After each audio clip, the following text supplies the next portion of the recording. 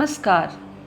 On the auspicious occasion of the International Yoga Day, it is my great honor and privilege to share some insights on this very ancient practice, very mysterious practice of Kundalini Yoga. Historically speaking, this special form of yoga practice, with its intricate techniques developed independently, perhaps even parallel to the yoga tradition of Patanjali. I would say that almost all major religious faiths in India, the Shaivas, the Shaktas, the Vaishnavas, the Siddha tradition in South India, the Sahajya cult of West Bengal, the Hatha yoga traditions, and the Kaula tradition of non dualist Tantra in Kashmir have adopted techniques of Kundalini Yoga. Modern research has brought to light that our body's electromagnetic fields reveal the subtle human faculties beyond the five senses. The modern techniques of etheric aura reading, meditation on chakras of psychic realization are aligned to the energy patterns and rhythm of nature, and it is this union that the adepts of Kundalini Yoga seek. The highest goal of Kundalini Yoga, of course, is to attain liberation in this life, known in our literature as Jivan Mukta, and to transcend all forms of fragmentation of mind, body, and spirit, to unify and harmonize the physical, the psychic, and the cosmic levels of existence, to attain a state of union with the universal consciousness. At a more mundane level, it is to awaken psychic development and spiritual advancement. There has been a widespread growing interest today in spiritual therapies for health and for consciousness expanding spiritual experiences. The techniques of Kundalini Yoga are more relevant today than ever before. There is yet another reason why this ancient knowledge should be reclaimed today. The ancient knowledge of Kundalini Yoga can be integrated and applied to modern yogic forms of healing therapies for the benefit of humanity.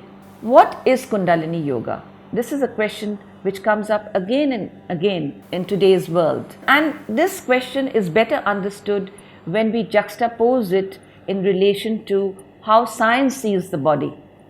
In the dominant view of modern science, the human body is conceptualized as a physical entity of complex series of biochemical processes. For centuries, this materialistic view stands challenged by the tantric and yogic cultures of Asia. These cultures view the whole person or the self as a complex, multi-layered, indivisible subset of a vast cosmocentric web of physical, psychic, and cosmic system of relations, envisioned as one integral whole. Hindu and Buddhist tantras have a very well-defined conception of the divine body. They believed in the absolute immutability of the divine body of perfect enlightenment. There is, they believe, in addition to the gross and material body given to decay and death, an etheric double.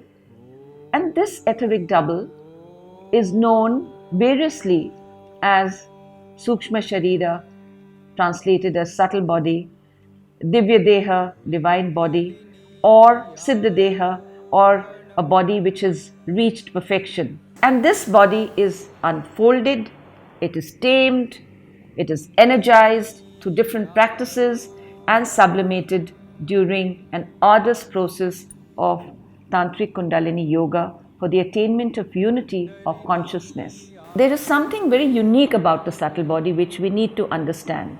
This subtle body is free from defilement and outside the realm of spatio-temporal matrix of the cosmos. This subtle body acts as a purified, dynamic powerhouse or a vessel for the embodiment of even ever subtler planes of cosmic consciousness, identified with the universal unity of the male and female principle defined in the Tantras as Shiva and Shakti. The Tantras believe that the awakening of the divine potency of the subtle body does not merely lead to acquisition of siddhis or spiritual powers.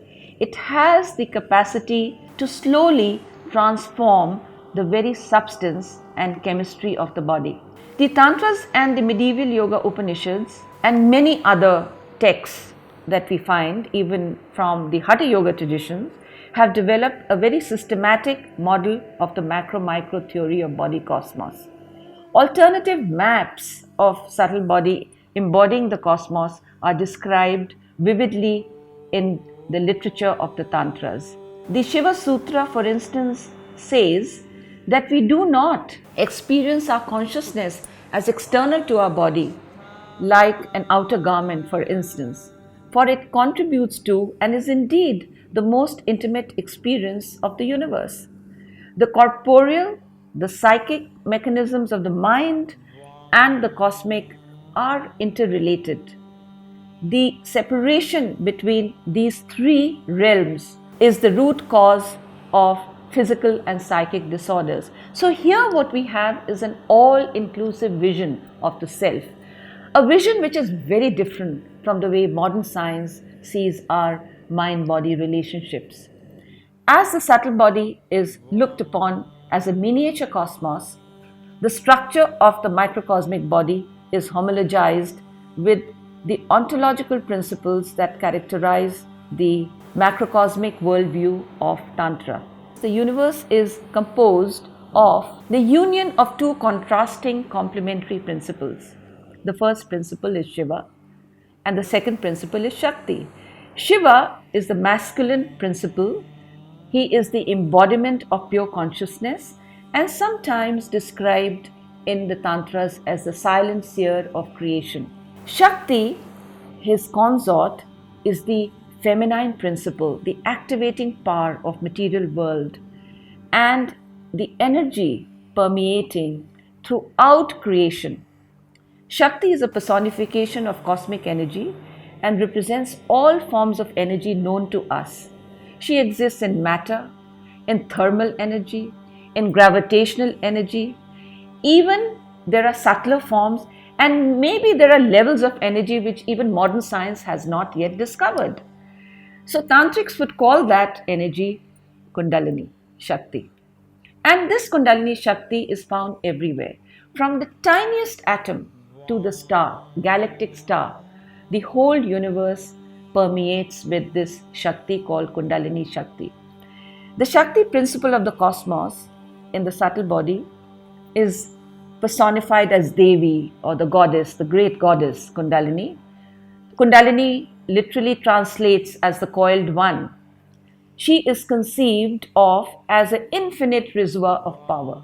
And in the texts such as Sri Tattva Chintamani and many other Hatha Yoga texts, there are beautiful descriptions of the Kundalini Shakti. She is sometimes called the Sutra Atma, the golden thread that unites. Sometimes she is known as Chit Shakti, the Shakti of consciousness and cosmic intelligence that pervades throughout the universe. She is beautiful as a chain of lightning and fine as a lotus fiber. And she shines in the minds of the sages.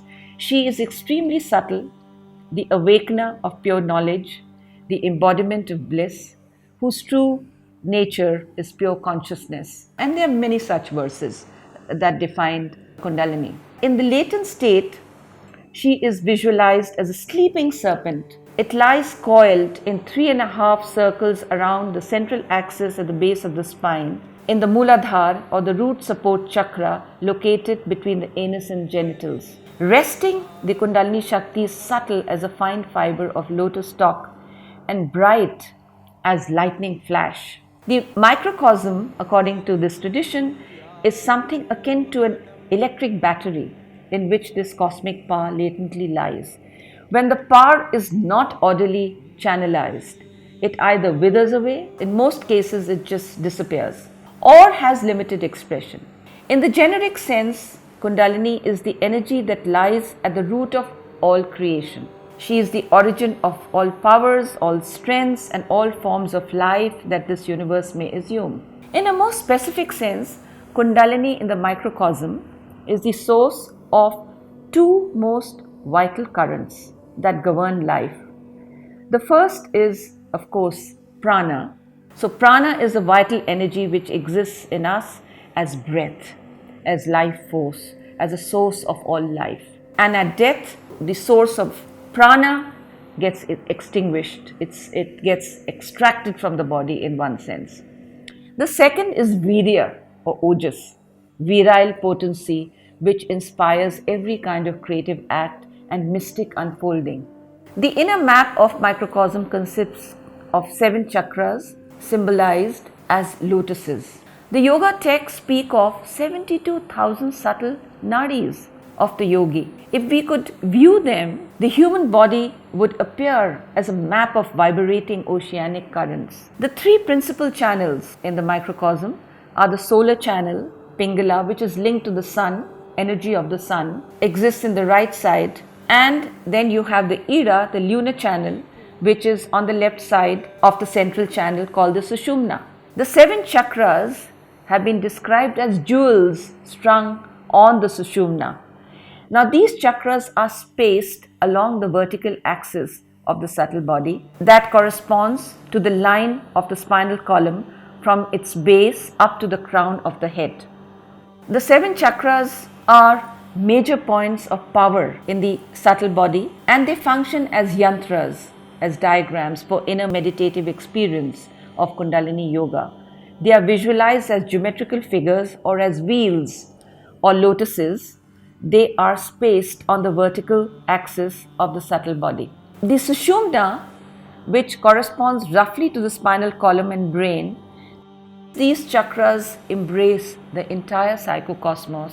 Each of them is associated with a mantra, and it is usually a bija mantra or a sound vibration, is linked with a element, has a particular color, is presided over by gods and deities, has an animal symbol, and symbolizes the categories of the cosmos. The first chakra, known as the Muladhara chakra, is situated at the base of the spine. It is a gathering point of energy of the psychic body. Its symbols are a square with an inverted triangle. In the center of this yantra is a snake symbol of the latent microcosmic form of energy, Devi Kundalini, coiled around a linga emblem.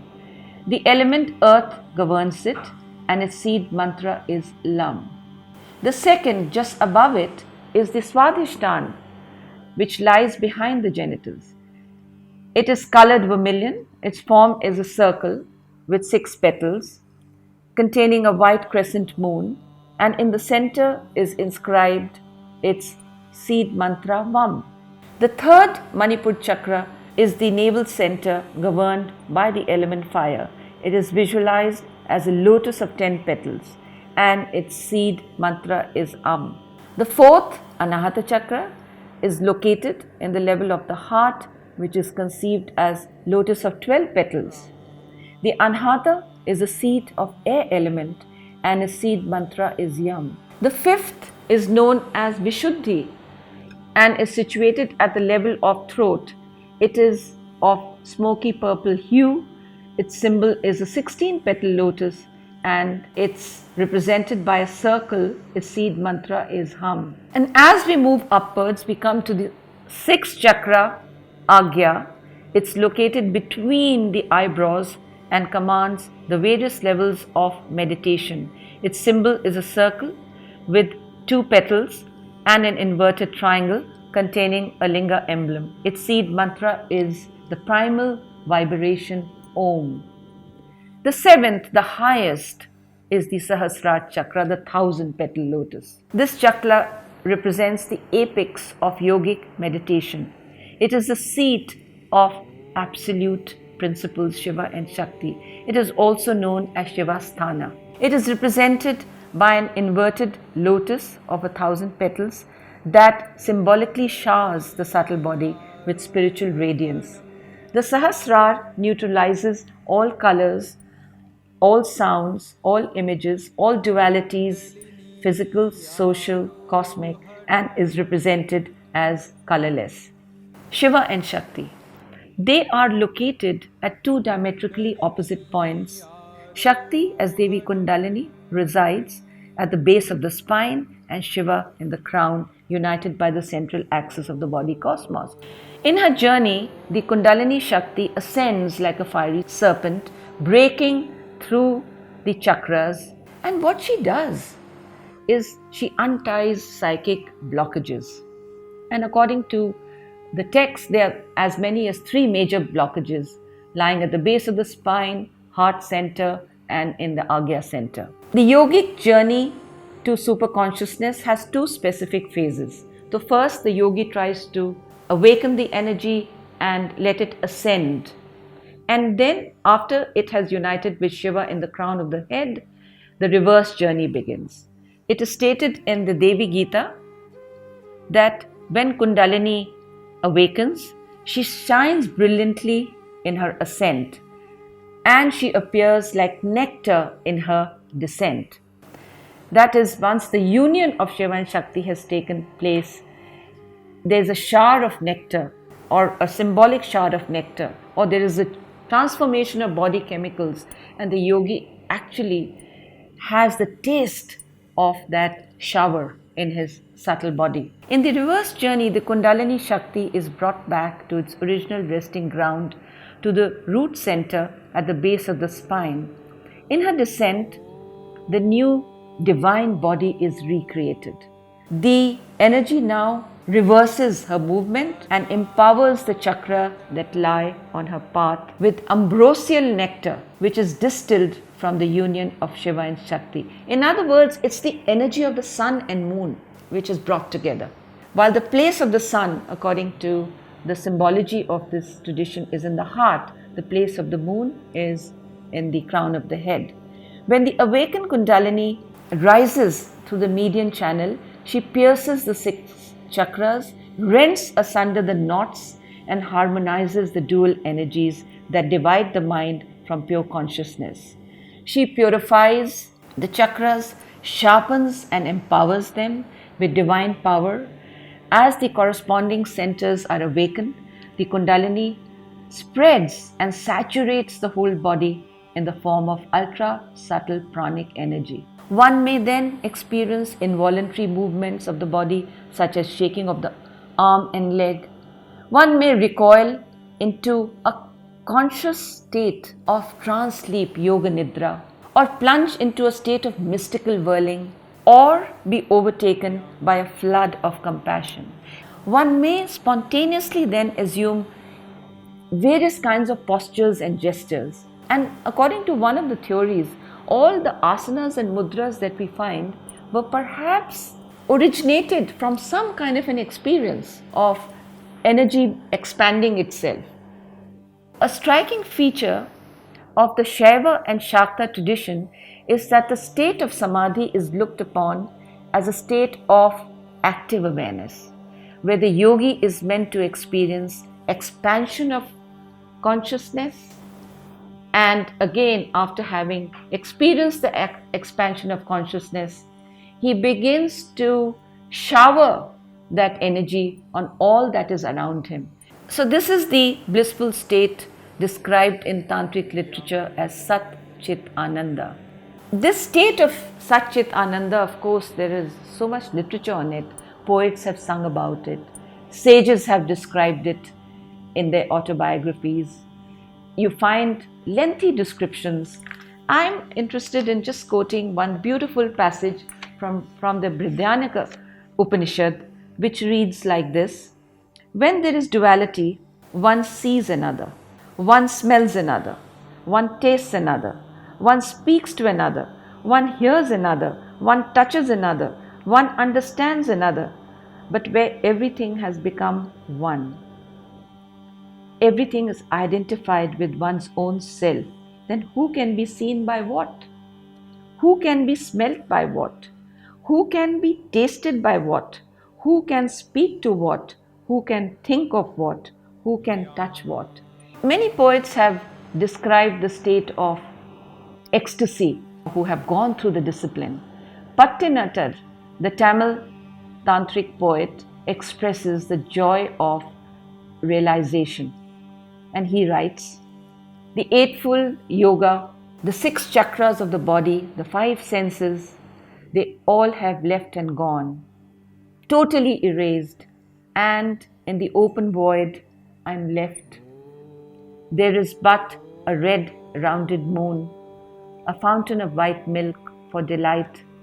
The unobtainable bliss has engulfed me, a precipice of light. Thank you.